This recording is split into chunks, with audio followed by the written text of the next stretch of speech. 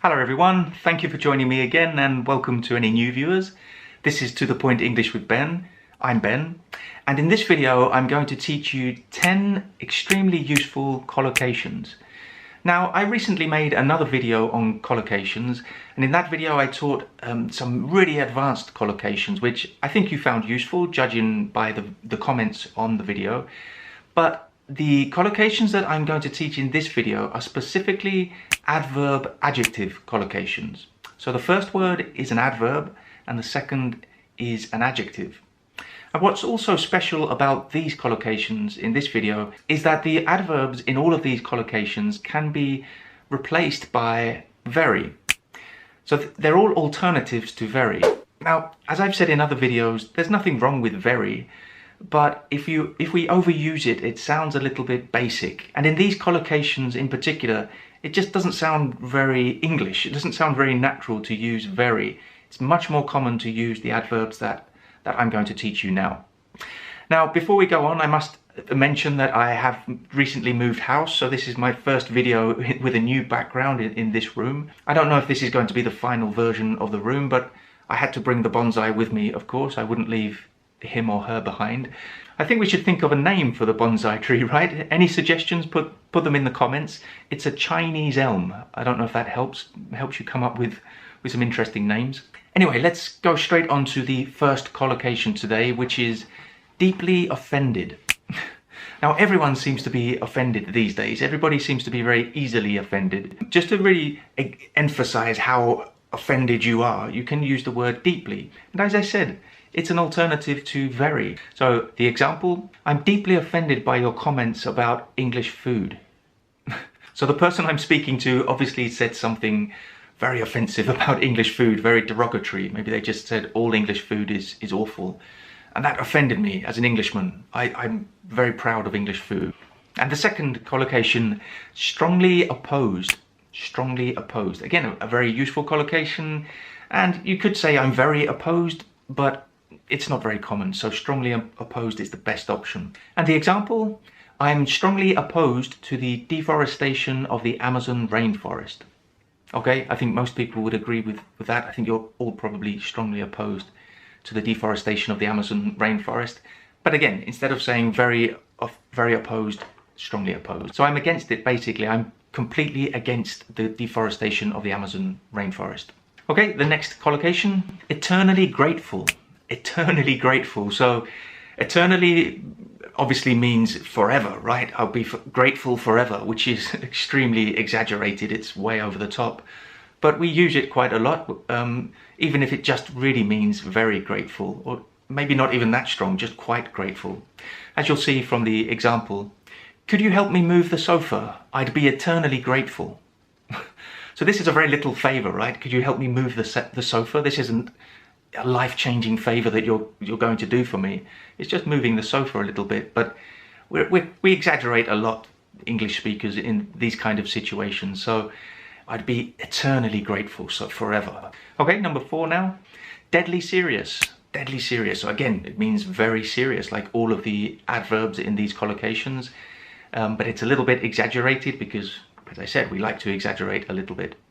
So the example, she thought I was joking about buying a jacuzzi, but I was deadly serious. So this person, she thought I was joking about buying a jacuzzi. She didn't think I was really serious, but no, I was very serious. I was deadly serious about buying a jacuzzi. Okay, number 5, bitterly disappointed. Bitterly disappointed. So you've probably heard this collocation before. It's very common. So when you're disappointed, we rarely just say we're disappointed. I'm disappointed with something. We usually add an adverb just to make it more emphatic, and bitterly is the most common adverb that we use. So the example, she was bitterly disappointed with her exam results. Okay, so she obviously either failed the exam or just didn't get the results she was hoping for, so she was bitterly disappointed. She was extremely or very disappointed. Number 6 now, fiercely competitive. Fiercely competitive. Again, very competitive. I've always been fiercely competitive. As a child, I would sulk if I lost Monopoly.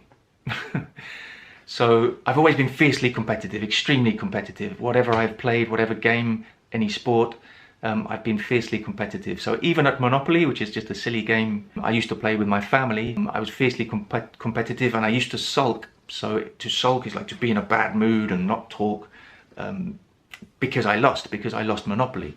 I am fiercely competitive, but not that fiercely competitive. That's a bit of an exaggeration. The next one, absolutely furious. Absolutely furious. Now you have to be a little bit careful with absolutely, because you can't use any adjective after absolutely. You have to use extreme adjectives. So furious is quite extreme. It means very angry in itself. So you can't say absolutely angry. So you can say I'm very angry or absolutely furious. So the example is, the teacher was absolutely furious when she found out that the whole class had cheated. So you can imagine that when the teacher found out that the whole class had cheated, not just one or two students, the whole class, she was absolutely furious. And the next one, widely accepted. Widely accepted. This is a very common collocation. And yes, you can say that widely accepted is like very accepted, but basically that's the meaning, but we don't use very accepted. We would never say very accepted, but widely just means in many places or by many people. If something is widely accepted, it's accepted by many people. And the example, it's widely accepted that English football is the best in the world. Right? That's a good example, isn't it? You don't agree? No, well, perhaps you're right, but why don't you put in the comments which country you think has the best football team? And the next one, utterly ridiculous. Utterly ridiculous. Now, if something is utterly ridiculous, it's very ridiculous, but even more than very, it's extremely ridiculous, completely ridiculous. And again, it's very common. Utterly we use a lot in collocations, and it often collocates with ridiculous.